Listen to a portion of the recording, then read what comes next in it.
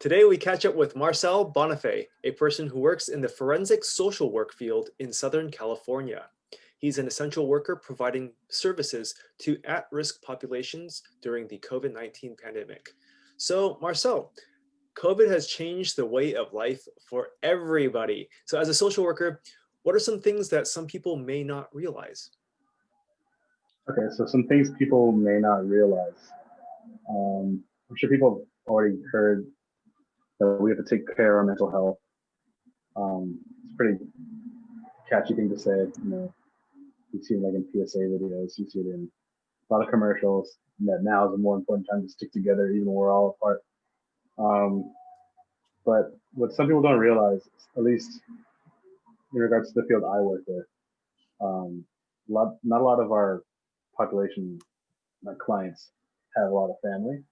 So even though we may be fortunate enough to, do stuff like this, or have a Zoom interview, like to talk about how we're dealing with stuff, many clients, specifically homeless individuals or people experiencing homelessness and kind of in like this transitional phase in their life, may not be so fortunate to have that, and that can really weigh on a person because they feel like they have no one.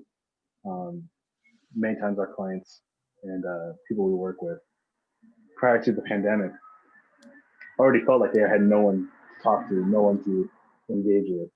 And with, you know, everything essentially kind of closed down a lot more. I mean, I know that restrictions have kind of eased off and maybe coming back again. Um, Common places that they used to frequent, like places like a library, certain shopping center may not be as available to them, or may not be available to them for a very long time, right, until good things start happening. So I guess as much as we do emphasize mental health, and as we do emphasize like people like being together and like checking in on people, just don't take for granted that you know a lot of people don't have the same luxury. Or I know that a lot of people have lost their jobs, and a lot of people have you know are going through a lot of hard times right now. I'm not trying to say that there's going to be someone who has it worse than you, but think of the people who really do have nothing. Um, they don't have much to look forward to, and this pandemic has made things a lot harder for them. When we're trying to help work with them through like a court case, or trying to help them with rehabilitation, or trying to get sober, or trying to work on their own mental health, or deal with a mental illness like schizophrenia, or personality disorders. There's so many things going on. So I just would say appreciate the time you have with people. Um, the ability to interact with people, even if it's like Zoom or FaceTime or whatever you have. Mm. So, apart from COVID, how have you been supporting your clients during this political climate? Okay. So I kind of want to back up like good. Sorry, my cat's meow. But I kind of want to rewind at least a good 4 to about 5 months. As we all know, the murder of like George Floyd, uh, police brutality continues to be just a terrible thing happening. Um, so a lot of times our clients who are dealing with, like I said, legal involvement themselves, trying to work on like completing probation, um, working through their own mental illness, or working through their own like difficult time. When they go back to, let's say, like their transitional housing site or their shelter or what have you, they're seeing on the news, they're hearing on the radio, about shootings, and they're hearing about, police not really caring about what happens to, black bodies. Um, this is outside of our own work, and it weighs on them because, given this whole pandemic, if a client, let's say like goes out, to the liquor store just to get something to drink or to eat or to whatever, there's a likelihood that it could be stopped. At least 5 6 months ago, when everything was a lot more locked down, they didn't want anyone outside. We've had clients stopped by the police, asking where they're going, also not wearing masks, of course it's serious, but the clients are already on edge. They already know, have this kind of feeling in the back of their head that, they could end up being, someone on TV, you know, shot or beaten. Um, so a lot of times it does like mess with our clients' heads, and we have to really come together to try to figure out what we can do to be there for them. Um, I've had a supervision once with a bunch of other staff where we're all discussing how we're feeling about the climate that time. And one thing that came up was, as social workers, we want to like minimize suffering for like all parties involved, specifically our clients, but what good are we doing if, say like after work, we go back to the comfort of our homes or our apartments or wherever, and our clients are still worrying about this in the back of their own head. Like, what do we do? Like, are we supposed to be out in the streets marching? Are we all supposed to be, you know, continuing to like confront people, confront this injustice? It's a tough thing to do because we know that, let's say, like we did go to a demonstration. I know that it was said that there was no real rise or spikes of coronavirus even amongst like mass demonstrations, which I'm glad there wasn't. But in the event that there would have been, let's say like I went to a protest or a demonstration, and for some reason I got, sick, and being coronavirus is super contagious. If I came back to our agency and I go to work with my clients who I so really much want to care for, and I visit a client who's at a housing site with like 10 other people and he catches it, that could be terrible. And I wouldn't want to play that part. Um, but that's not to say that I don't want to, help out. So, but I kind of, it's coming to in the supervision is like, now more than ever, your clients need us to kind of like model, not just good behavior, but just like kind of like overall good, just mental health practices, and just telling them that, because our clients may look like people that we're seeing on TV, like Black people, especially Black men, we want to make sure that, we're tending to their mental health needs. We're tending to whatever, difficulty, they're facing, whether it's like trying to get sober or like, from a harm reduction spot, trying to like make their environment safer so that they don't feel like they have to use frequently or switch to different substances that doesn't endanger their life. Um, you know, the clients will start to rely on you a lot more, and we need to be there, we need to be prepared, and we need to just continue to work with them the best way we can. And even before the pandemic, that's something we've always been trying to do. So I wouldn't say that we're doing enough because that's not something I can say that we are doing enough. I don't necessarily know, but now is not the time to start being discouraged or to start feeling like adopting like this defeatist mentality, because that's not going to help anyone. It's not going to help your clients. So one way to just be there for your clients is just continue to like educate them on what's going on. Of course we know the pandemic is real and it's scary. Providing your clients with PPE, like I go out with a mask, I go out with gloves, I'm sanitizing my sanitizing my workstation. We hope we can do that for the clients, provide them with gloves, provide them with masks, even if they have to go out. Um, Simple things is like, work with them to get their IDs, a lot of the DMV was closed for a minute. I think it might be, I'm not even sure. There's like DPSS office, Social Security office, places that your clients depend on, they can't really go to them. But our agency luckily has like some type of like forms and like affidavits to help kind of like bypass certain things to get them for like clients who are like low income or homelessness. We can use those resources to our advantage. So that way in the event, let's say a client is stopped for whatever the reason, right? We can make sure they have their ID, because a lot of times we can see, all types of interactions going wrong with the police where, a simple, I was just going to stop you to make sure you're not doing anything suspicious.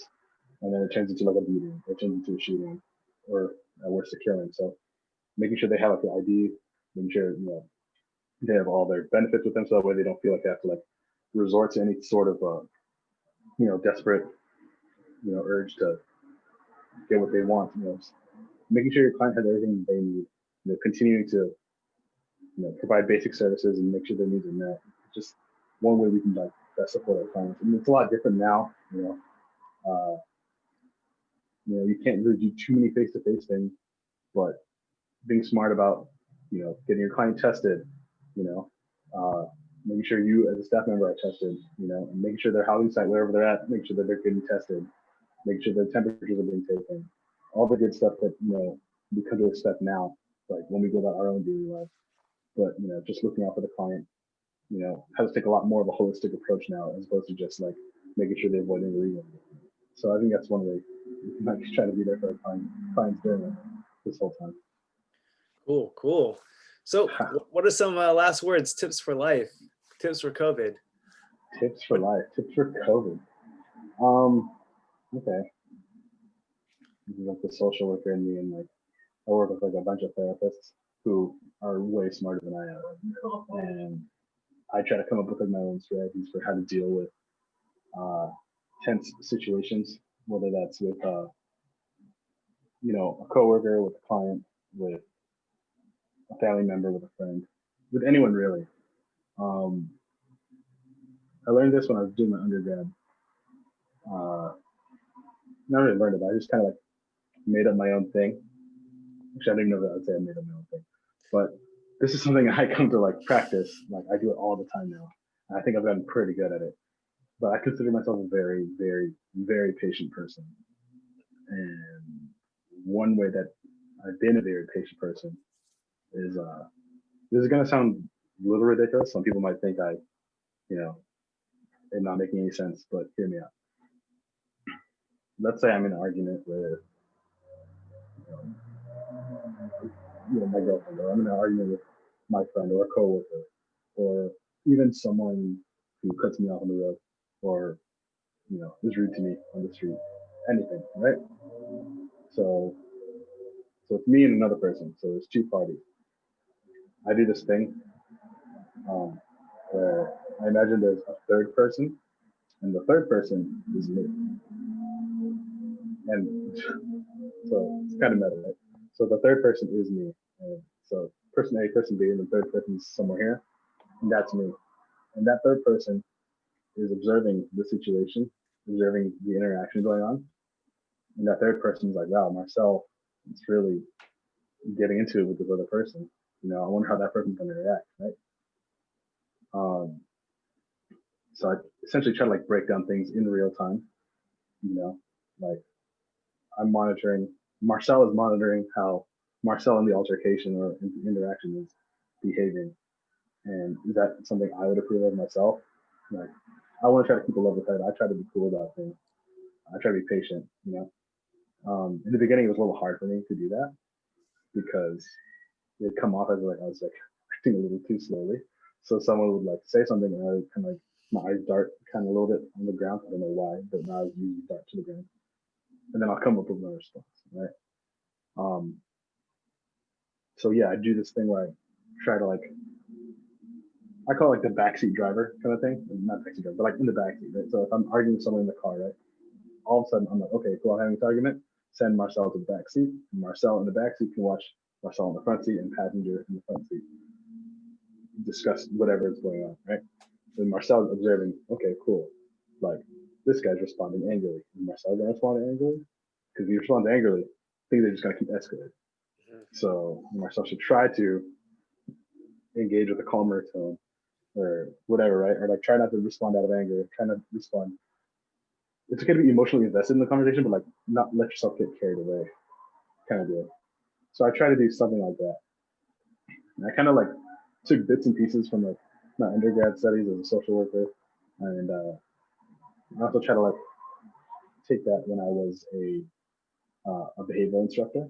So I used to work with people with autism, and a lot of times when you're working with someone and someone engages you with with a really like aggressive tone or a really like intimidating demeanor, and if I respond the same way, I'm puffing up my chest to meet them where they're at. Regardless of if I'm right or I'm correct. Someone cuts me off and they say they even apologize for that, right? And if I get upset, like, you cut me off, you're a jerk, blah blah, and start getting up in their face, right? Even if I'm technically justified to do that because I was wrong, this person who may have apologized or who may have like wanted to discuss whatever now has to match me, and I'm matching them, and we're just keep escalating. I don't want to do that. So what I try to do is just try to breathe everything in first, right? Internally take a deep breath, and then try to like calmly, like address whatever's going on. Obviously, it's a lot harder to do than just saying it. And it takes a bit of practice, but I think definitely practicing patience is the most important thing you do, especially now, because a lot of people are locked down with each other, or you only see maybe like 2 or 3 people at a time, or you only are interacting with your household. So I can imagine that that's really tense from here on. From every once in a while, as simple as doing certain simple chores can escalate. Not communicating. So prior to learning the backseat third person thing, communicate. Communicate is the best way. Don't take for granted that you can communicate with people too, especially because we all have nice phones and you know FaceTime and Zoom and Skype and all those good things. But those are, I guess, some things I would say. Advice would be take advantage of the communication tools you have, and then I guess a tip would be like try to break things down and react in a way that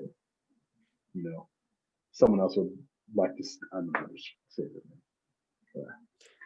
No, I think you got it. But like, yeah, just try to, yeah.